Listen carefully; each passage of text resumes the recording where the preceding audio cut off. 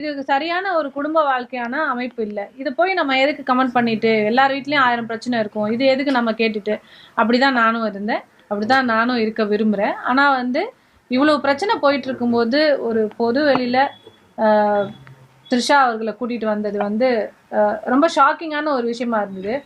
ஏன்னா போன வாரம் வரைக்கும் த்ரிஷா அவர்களை பத்தி த்ரிஷா வீட்டிலேருந்து விஜய் வெளியில வரட்டும் முதல்லன்னு நயனா நாகேந்திரன் அவர்கள் பாஜக மாநில தலைவர் சொல்லியிருந்தாரு.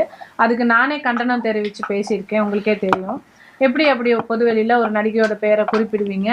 எப்படி ஒரு நடிகைனா உங்களுக்கு ரொம்ப ஈஸியா போச்சான்னு நானே கேட்டிருக்கேன். எல்லாரும் அப்படிதான் கேட்போம். அது எப்படி அவர் அப்படி சொல்லுவாரு? ஏன் விஜய் அவர்களை பத்தி இப்படி சொல்லணும்? அவதூறு ஒரு நடிகையோட பேரை இப்படி சொல்லிடலாமா ஈஸியா அப்படின்னு எல்லாரும் பேசிக்கிட்டது தான். ஓகே, அவரே மன்னிப்பு கூட கேட்டுட்டாரு.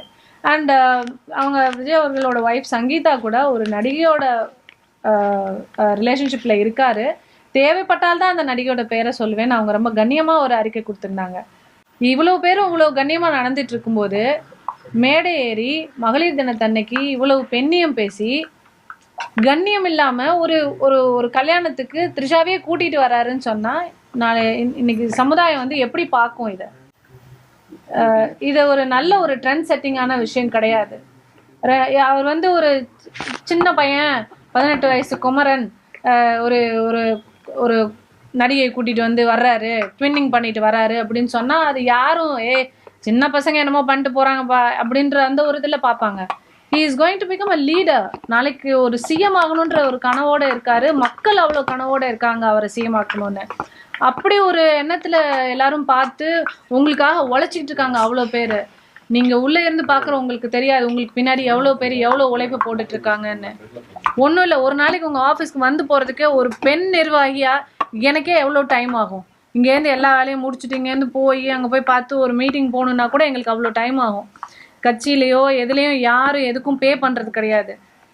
உங்களுக்காக எங்கள் டைமை செலவு பண்ணி எங்கள் பணத்தை செலவு பண்ணி எல்லாரும் உங்களுக்காக அவ்வளோ ரிஸ்க் எடுத்து வந்து அவ்வளோ வேலை பார்க்குறோன்னா அதை கொஞ்சமாவது மதிக்கணும்னு நினைக்கிறேன். அவ்வளோ ரெஸ்பெக்ட் கொடுத்து உங்களுக்கு நாங்கள் எல்லா பிரச்சனையிலையும் முட்டு கொடுக்குறோம். ஒவ்வொரு பிரச்சனையிலையும் நிறைய தப்பு இருக்குது, எல்லா பிரச்சனையிலையும் முட்டு கொடுக்குறோம்ல. எவ்வளோ யங்ஸ்டர்ஸ் உங்களுக்காக தூக்கி தூக்கி வச்சு பேசுகிறானுங்க. அந்த டிவிகேல வந்து டிவிகே ஃபேன்ஸு வாரியர்ஸு வாட்டவர் என்ன வேணாலும் வச்சுக்கோங்க. கரூர் விஷயத்துலேருந்து எல்லா விஷயத்துலையுமே எங்கள் அண்ணா பண்ணால் சரியாக தான் இருக்கும். இல்லை அண்ணா இப்படி அதனால தான் இதாகிடுச்சு. இப்படி ஜனநாயகன் படம் ரிலீஸு, இந்த மாதிரி அலையன்ஸ் விஷயம் எதுவாக இருந்தாலும் மக்கள் நாங்கள் நிற்கிறோம் உங்கள் கூட சப்போர்ட் பண்ணி நிற்கிறாங்க. அவ்வளோ இளைஞர்கள் பெண்கள் தலைவர் வரணும், எங்களுக்கு விஜய் வரணும், மாற்றம் வேணும்னு கேட்குறாங்க. அப்போது அந்த மாற்றம் கொடுக்குற விஜய் இப்படி ஒரு மாற்றத்தை ஏற்படுத்துவாருன்றது ஒரு ரொம்ப ஷாக்கிங்கான ஒரு விஷயமா இருக்குங்க. மேடம் இப்போ பொதுவாக ஒருத்தவங்க ஒரு கட்சியில இருந்து இன்னொரு கட்சிக்கு போறாங்கன்னா அந்த கட்சியில இருந்ததுக்கான தடயத்தை ஃபுல்லாவே அழிச்சிருவாங்க. உதாரணத்துக்கு ஓபிஎஸ் போறாரு, அவங்க வீட்டுல இருந்த ரெட்டெல்லாம் எடுத்துட்டாரு, அம்மா போட்டோ அவங்க எல்லாமே எடுத்துட்டாங்க. ஆனா நீங்க இன்னமும் அமித்ஷா கூட இருக்க போட்டோ வச்சிருக்கீங்க. பிஜேபி ஸ்லீப்பர்ஸ் எல்லாம் மேடம் நீங்க என் வீட்டுல இருக்க போட்டோஸ் எல்லாம் எதையுமே நான் மாட்டலங்க. அதுதான் ஸ்லீப்பர் செல்ன்ற மாதிரி எனக்கு கேள்வி வருது, அதை கேட்கறேன். நீங்க ஸ்லீப்பர் செல்லுன்னு நினைச்சா நினைச்சுக்கோங்க.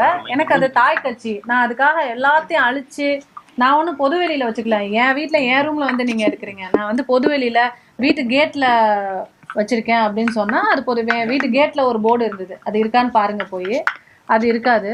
வீட்டுக்குள்ள நான் வந்து இதெல்லாம் பண்ண விஷயங்கள் எல்லாம் மாற்றி வைக்கிறது, ஃபோட்டோஸ் எல்லாத்தையும் மாற்றி வைக்கிற அளவுக்கு எனக்கு அது பெரிய அந்த அளவுக்கு இதை வச்சிருக்கனாலும் நான் ஸ்லீப்பர் செல் ஆயிடுவேன்னா ஆயிட்டு போறேன். அதை பத்தி ஐ டோன்ட் பாதர். சொந்த மனைவி பிரச்சனையே கண்டுகொள்ளாம இருக்கக்கூடிய விஜய் நாளைக்கு தமிழ்நாட்டு பெண்களை பிரச்சனை ஏற்பட்டா கண்டுகொள்வாங்கன்னு நினைக்கிறீங்களா? இதையே ஒரு பெரிய விஷயமா இது பண்ணுது. அதனாலதான் அது ஒரு பெரிய விஷயமா நினைக்கிறேன் நான். இன்னைக்கு தன் மனைவி 25 வருஷம் வாழ்ந்து 2 பெண் பிள்ளைகளை பெற்ற மனைவிக்கே வந்து பார்க்கறதுக்கு அனுமதி இல்லை, இன்னொரு நபர் அங்கே நடுவில் நிற்கிறாரு, பார்க்க அனுமதிக்க முடியாது அப்படின்னு.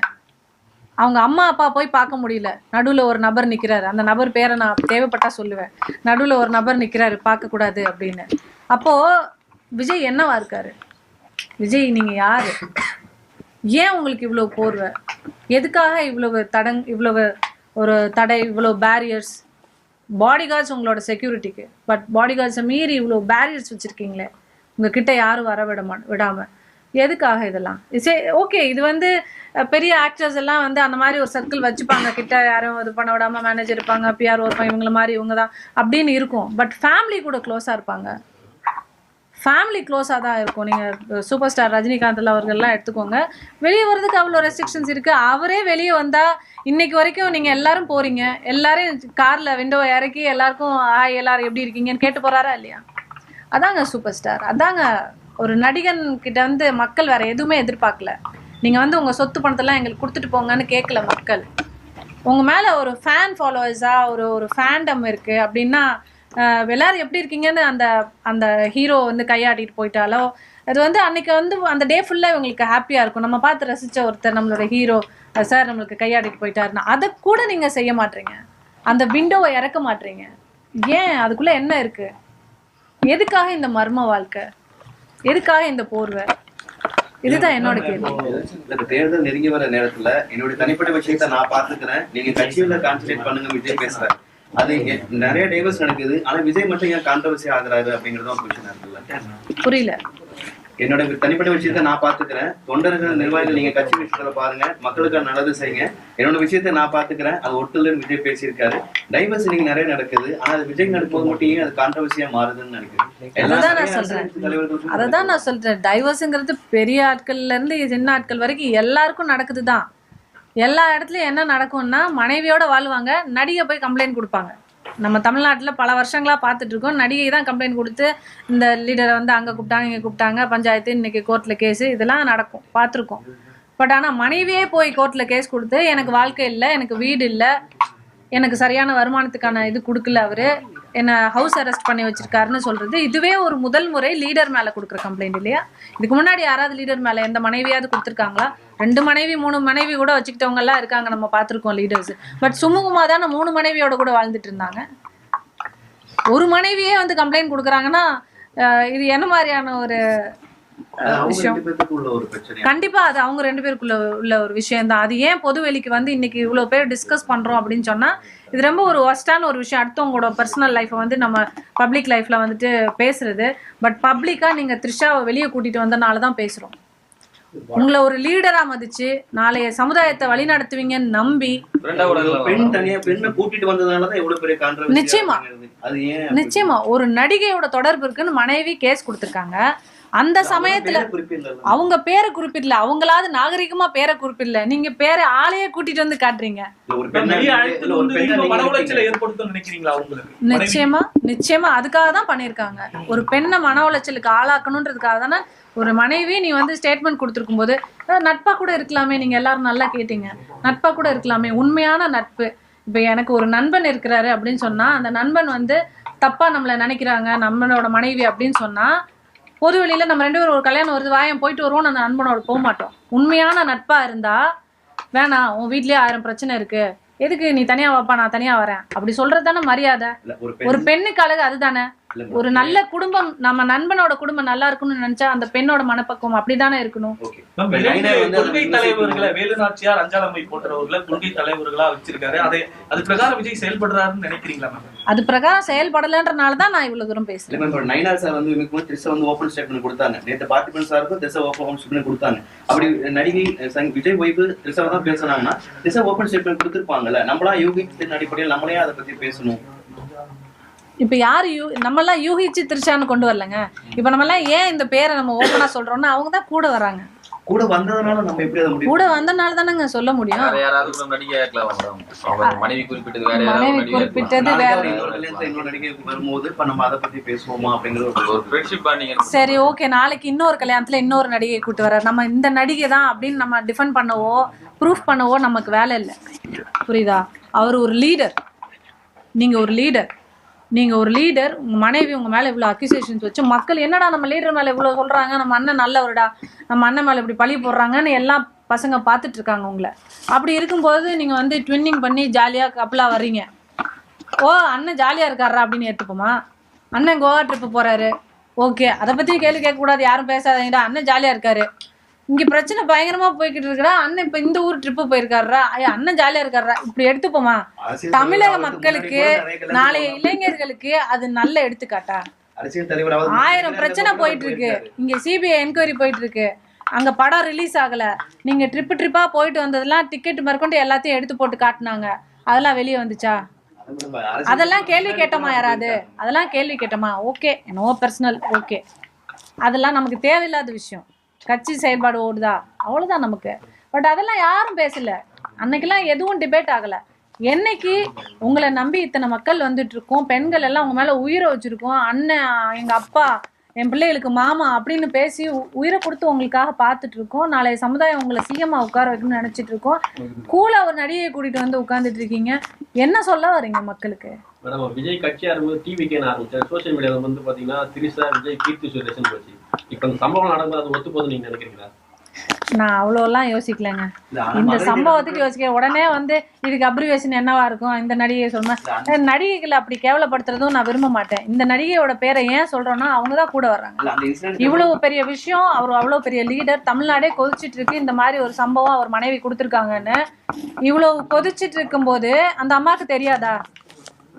இவ்வளவு பிரச்சனை போயிட்டு இருக்கே, இவருக்கு இப்படி ஒரு பிரச்சனை இருக்குன்னு தெரியாதா அந்த அம்மாவுக்கு? ஸோ அப்போ தெரிஞ்சே பண்ணுறாங்கன்னா அங்கே என்னவோ ஒன்று அவங்களுக்கு வந்து அவங்க விஜய் மனைவியை வெறுப்பேற்றணும்னு பண்ணுறாங்க.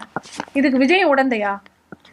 ஒரு பெண்ணுக்கு பெண் பண்ணலாங்க, அதுவே அசிங்கம். பட் கணவனே வந்து வெறுப்பேற்றணும்னு பண்ணுறது வந்து இந்த ஜெயம் ரவி பண்ணி ஆரம்பிச்சு விட்ட விஷயம். இதெல்லாம் அவர் தான் ஆரம்பிச்சு விட்டாரு. அந்த இன்சிடென்ட் சர்வதேச மகளிர் தினம் அவ்வளோ மகளிர்கள் வந்து அவருக்கு ஆதரவு தெரிவிக்கிறாங்கல்ல. மகளிர் தினம் தன்னைக்கு அவ்வளவு மகளிர்கள் வந்து அன்னைக்கு பார்ட்டிசிபேட் பண்றாங்க, விஜய்க்கு ஆதரவு தெரிவிக்கிறாங்க. நாங்க இருக்கோம்னு சொல்லி மகளிர் சொல்றாங்க. மகளிர் ஏன் சொல்றாங்கன்னு தான் நான் கேட்குறேன். நீங்க அவங்கள கேட்கணும் இந்த கேள்வியை. ஏன் சொல்லலைன்னு என்ன கேட்குறீங்கல்ல? எனக்கு பிடிக்கலங்க. என் வீட்டில் ஒருத்தர் அப்படி வந்தா, என் தம்பியோ என் தங்கச்சியோ, என் வீட்டில் ஒருத்தர் வந்து இன்னொரு கல்யாணம் ஆன பொண்டாட்டி விட்டுட்டு இன்னொருத்தனை கூட்டு வந்தா என்னடா வேணும் உனக்கு, என் வீட்டுக்குலாம் வராதுன்னு நாங்கள் சொல்லுவோம். என் வீட்டில் ஒரு விசேஷம்னா இப்படிலாம் கூட்டு வந்து நிற்காத, எங்களுக்கு அசிங்கம்னு நாங்கள் சொல்லுவோம்.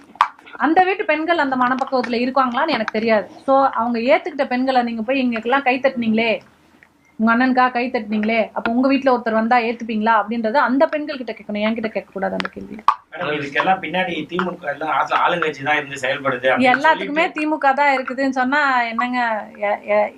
அடுத்த ஒருத்தர் மனைவியை இயக்குறது வந்து இன்னொரு கட்சின்னு சொன்னால் இதை விட அசிங்கம் வேறு ஏதாவது இருக்கா?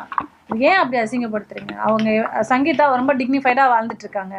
அவங்களோட பர்சனல் ஸ்பேஸ், அவங்களோட பர்சனல் குமுறல்களை கோர்ட்டில் வச்சுருக்காங்க நியாயமாக. அதில் கூட அவங்க பேரை சொல்லலை. அவங்கள போட்டு பகிரங்கமாக இப்படி வந்து எல்லா மீடியாஸ்லேயும் இதுலேயும் வந்து போட்டு கிழிக்கிறீங்க. டிவிக்கேலேயே வந்துட்டு எல்லாம் அந்த வல்கர் வாரியர்ஸ் வந்து ரொம்ப வெறித்தனமாக சங்கீதாவே தப்பாக பேசுகிறாங்க. இதை கூட கண்டிக்க மாட்டுறாரு. ஸோ அப்போ யாருக்காக தான் நிற்க போறாரு அவர்? எந்த பெண்ணுக்காக நிற்க போறாரு? இந்த காலகட்டத்தில் கூட ஒரு தலைவர் கூட ஒரு திருமண விழாக்கள், திரைத்துறையை சார்ந்த ஒரு திருமண விழாக்கு ஒன்னா போகும்போது கூட அவங்க வந்து விமர்சனத்துக்கு உள்ளாகிறாங்க அப்படிங்கிறத எப்படி ஒரு பெண்ணா எப்படி அதை எடுத்துக்கலாம், பார்க்கலாம். அவ்வளவு கான்ட்ரவர்சி போகும்போது அப்படி அவங்களே அதை வெளிப்படையா பண்ணும்போது அப்படி இல்லைன்னு கூட எடுத்துக்கலாம்ல. அது எப்படி எடுத்துக்கலாம்? அப்படி அதை பத்தி கான்ட்ரவர்சி போகும்போது நாங்க அதாவது திரைத்துறை சார்ந்த இது ஒரே ஒரு விஷயம் கிடையாது. இது ஒரு விஷயம் கிடையாது இல்ல. இதுக்கு முன்னாடியும் சீக்வன்ஸ் இருக்கு இல்லையா? பல தடவை ஒன்னா ஃப்ளைட்டில் போனதை, பல தடவை ஒன்றா வந்ததை, அண்ட் இன்னொன்று ஒய்ஃபு டிஃபெண்ட் பண்ணி ஒரு விஷயம் கொடுத்துருக்காங்க. அந்த கொடுத்துட்டு இருக்க அதே வாரத்திலேயே ஒன்று நம்ம பண்ணுறோம் அப்படின்னு சொன்னால் அவங்களோட தனிப்பட்ட வாழ்க்கை அவங்க ரூம்குள்ளே இருக்க வரைக்கும் தான். என்னைக்கு அவங்க கோர்ட்டை நோக்கி வந்துட்டாங்களோ அன்னைக்கு அது தனிப்பட்ட வாழ்க்கையாக வராது. அண்ட் இன்னொன்று, தனிப்பட்ட வாழ்க்கையாக இருந்தால் அவர் ரூம்குள்ளே வச்சுருக்கணும். அவர் என்னைக்கு பொது வெளியில் கூட்டிகிட்டு வர ஆரம்பிச்சிட்டாரோ அப்போ வந்து என்னோட லீடரை நான் கேள்வி கேட்பேன். எனக்கு லீடர் இப்படி இருக்கக்கூடாது, ஒழுக்கமாக இருக்கணும். என்னோட லீடர் ஒரு பெண்ணோட வாழ்றாருன்னா அந்த பெண்ணை காப்பாத்துறாரான்னு நான் பார்ப்பேன். என் லீடர் வந்து என் பெண்ணை, அவரோட மனைவியவே காப்பாற்றலை அப்படின்ற பட்சத்தில் எப்படி நீங்கள் எங்களை காப்பாற்றுவீங்க? உன் கட்சி நிர்வாகி காரில் வந்து விழுந்தாலே அவளை காப்பாற்றுனீங்களா? விஷம் குடிச்சு கிடந்தாலே அவளை போய் பார்த்தீங்களா? இல்லைல்ல. இன்னைக்கு வரைக்கும் போய் பார்த்தீங்களா? யாராவது தலைவர் போய் பார்க்க வேணாம், நிர்வாகி யாராவது போய் சந்திச்சிங்களா? ஒரு பெண்ணுக்கு நிர்வாகிக்கு ஒன்றுனாலும் நீங்கள் கேட்க மாட்டீங்க, கட்டின மனைவிக்கு ஒன்றுனாலும் கேட்க மாட்டீங்க. ஆனால் அவங்களுக்கு வந்து எல்லாத்தையுமே அப்படியே ஐயோ எது பண்ணாலும் நீங்கள் நியாயம், கைத்தட்டுற பெண்கள்லாம் ஆதரிக்கிறாங்க, அதனால வந்து இதை எல்லா பெண்களும் ஆதரிக்கிறாங்கன்னு நீங்கள் நினைக்காதீங்க. எந்த பெண்ணும் ஆதரிக்க மாட்டாங்க. கூட்டம் கூட்டா எல்லாரும் வருவாங்க. கூட்டம் வர்றதை பார்த்து வந்து நம்ம வந்து இது எல்லாம் ஆதரிக்கிற கூட்டம்னு நினைக்காதீங்க. அவங்கவுங்க வீட்டில் நடந்தா ஏற்றுப்பாங்களான்னு கேளுங்க, ஏற்றுக்க மாட்டாங்க. கண்டிப்பா இது தவறான வழியில வழிவகுக்கும். இளைஞர்களை பொதுவா வந்து நாளைக்கு வந்து எல்லாரும் வாடா என் ஒய்ஃப் வந்து கோவத்தில் இருக்கும்போது வந்து நம்ம லவர்ஸ் ட்வின்னிங் பண்ணி வெறுப்பேற்றுவோன்னு சொல்லி வீடியோ போட ஆரம்பிப்பாங்க. விஜய் என்ன பண்ணாலும் ட்ரெண்டு. விஜய் த்ரிஷா போட்டு வந்த காஸ்டியூம் இன்னைக்கு ட்ரெண்டு, அவ்வளோ எக்ஸ்பென்சிவ். இன்னைக்கு வந்து அது ஒரு சேலில் போய்கிட்டு இருக்கு, விஜய் த்ரிஷா ட்வின்னிங் காஸ்டியூம்னு. இதெல்லாம் தேவையா? இந்த கலாச்சார சீர்கேடு எங்கேருந்து வருது? இப்படி ஒரு தனி மனித ஒழுக்கம் வந்து ஒரு லீடருக்கு இருக்கல அப்படின்னு சொன்னா நாளைய சமுதாயத்துக்கு எப்படி இருக்கும்? நீ எல்லாம் ஏறி எங்க இருந்தோ ஏறி ஏறி குதிக்கிறீங்க, உங்களை அணில்ன்றாங்க, தற்குறின்றாங்க, இவ்வளவும் பேசுறாங்க. நீங்க அணில் எல்லாம் கிடையாது, நீங்க வந்து தற்குறி கிடையாது, ஆச்சரியக்குறி எல்லாம் சொன்னீங்க, எல்லாம் ஏத்துக்கிட்டோம். ஓகே, நீங்க என்ன சொன்னாலும் தலைவர் என்ன சொன்னாலும் நாம கேட்போம். யாரும் மேல ஏறாதீங்கடா, நீங்க மேல ஏறலைன்னா நான் உங்ககிட்ட பேச மாட்டேன் அப்படின்னு சொல்லலாம் தலைவர். நீ இறங்கினாதான்டா முத்தம் கொடுப்பேன்றாரு. ஓகே, அதெல்லாம் அன்பா கூட எடுத்துக்கலாம். பட் எல்லாத்துலேயுமே ஒரு வித்தியாசம் காட்டுறேன் அப்படின்றதுக்காக வித்தியாசம் தவறுதலாக போகும்போது அதை ஏற்றுக்கிற முடியாது. ஃபன்னாக இருக்கும்போது ஏற்றுக்கலாம், வித்தியாசமே தவறாக தெரியும் போது அதை ஏற்றுக்கிற மாதிரி மனப்பக்குவம் பெண்களுக்கு குறிப்பாக இருக்காது. மேடம், விஜய் தொடர்ந்து தொண்டர்கள் பக்கம் நிக்கிறத தவறி விட்டுட்டே வரான்னு நினைக்கிறீங்களா மேடம்? நிச்சயமா தொண்டர்களுக்காக அவர் நிற்கணும், கேடர்ஸ்க்காக நிற்கணும், அவர் எதுலேயுமே தன்னோட குடும்பத்துக்காக நிற்கணும். தான் படம் ரிலீஸ் ஆகலை அதுக்காகவாவது நிற்கணும். அவ்வளோ ப்ரொடியூஸ் பண்ணி அவ்வளோ பணம் போட்டு படம் வெளியே வரல, அதுக்கு கூட ஒரு வார்த்தை சொல்ல மாட்டேங்கிறாரு. கொள்கை தலைவர் பின்பற்றாரா மேடம்? அவரு அவங்க வழியில பின்பற்றி நீங்க சொல்லுங்க, அவர் பின்பற்றாரா? நீங்க சொல்லணும்.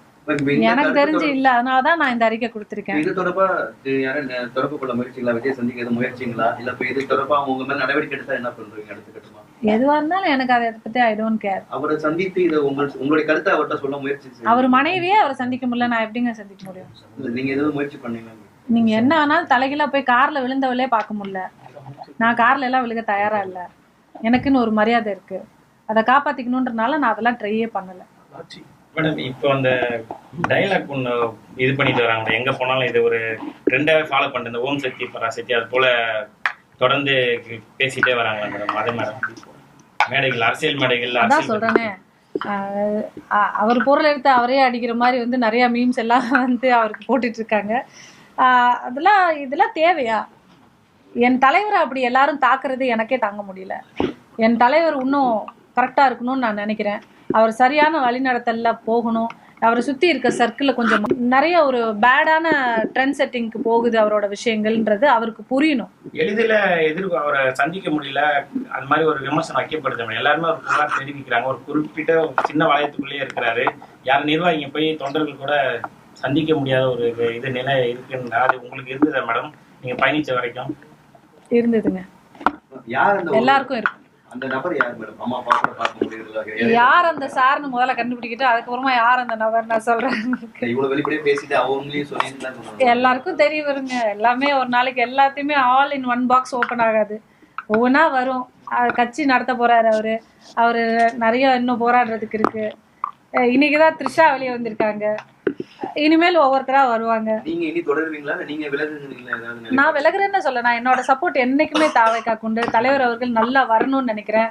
அவர் ஒரு லீடரா வந்தா என்னை மாதிரி சந்தோஷப்படுறதுக்கு யாரும் இருக்க மாட்டாங்க. ஏன்னா அந்த ஒரு லீடர் அப்படின்றவர் வந்து எப்படி இருக்கணும் அப்படின்னு நினைக்கிறோம்னா, நமக்கு மக்கள் விரும்பின ஒருத்தரா இருக்கணும்னு நினைக்கிறோம். திடீர்னு இப்போ அவங்களுடைய மனைவியே இப்படி மன உளைச்சலுக்கு உண்டாக்குறாங்க. அதைதான் சொல்றேன், அந்த மாதிரி ஒரு லீடர் அப்படி எனக்கு ஒரு நல்ல லீடர் வரணும் தான் நான் ஆசைப்படுறேன். அவர் நல்ல முறையில தன்னை நன்னறிப்படுத்திக்கிட்டு நல்ல ஒரு லீடரா வந்தாருன்னா எனக்கு ரொம்ப சந்தோஷம். நினைக்கிறீங்களா? அவர் படுத்திக்கணும்னு நினைக்கிறேன். படுத்திப்பாருன்னு நான் சொல்லல, படுத்திக்கணும்னு நினைக்கிறேன். நடிகை பிரியங்கா மோகன் சமயத்துல ஒரு பாட்காஸ்ட்ல தெரிவிச்சிருந்தாங்க, தான் மீது சமூக தாக்குதல் நடத்தப்பட்டுச்சு அப்படின்னு சொல்லிட்டு ஒரு பேட்டி கொடுத்துருந்தாங்க. அதுல வந்து இவங்க விஜயோட மேலாளர் ஜெகதீஷ் தான் சொல்லிட்டு எல்லாமே கமெண்ட் பண்ணிட்டு அது ஒரு விமர்சனமா போயிட்டே இருக்கு இணையத்துல. இது நடந்திருக்க வாய்ப்பு இருக்கு, அது மாதிரி இருக்கிறது உண்மையா மேடம்? இது மாதிரி பெய்டு தாக்குதல் பண்றாங்க சமூகத்தை பயன்படுத்தி? இது மாதிரி சினிமால நிறைய நடக்குதுங்க. எது உண்மை எது பொய்ன்னு சொல்ல முடியாது. சினிமால இது மாதிரி நடிகைகளுக்கு நிறைய நடக்குது. பட் பிரியங்கா அருண்மோகன் சொல்றாங்க அப்படின்னு சொன்னா அது அவங்களுக்கு நடந்த ஒரு அனுபவமா இருக்கலாம். அது மாதிரி நிறைய நடக்குதுங்க. இருக்கலாம், இது இல்லாமலும் இருக்கலாம், நம்ம பார்க்காம சொல்லக்கூடாது. பட் சினிமால இந்த மாதிரி நிறைய நடக்குது. பெண்களுக்கு பாதுகாப்பான வாய்ப்பு இருந்தா வாய்ப்பு கொடுத்தா போட்டி. கட்சியில இருக்கக்கூடிய பெண்களுக்கு பாதுகாப்பான சூழல் இருக்காங்க. கட்சியில இருக்கக்கூடிய பெண்களுக்கா இருக்கலாம். நான் எல்லா பெண்கள்ட்டையும் கேட்டது கிடையாது. நான் பாதுகாப்பா எங்க போனாலும் இருக்கேன். அதனால எனக்கு என்ன பத்தின அப்படிலாம் ஒண்ணும் எனக்கு பாதுகாப்பு இல்லாத பெண்கள்னு போட்டிடுறீங்களா மேடம் தேர்தல்ல? கண்டிப்பா வாய்ப்பு கொடுத்தா நான் போட்டிடுவேன். எந்த கட்சியில மேடம்? திமுக அழைப்பு வந்தா போவீங்க?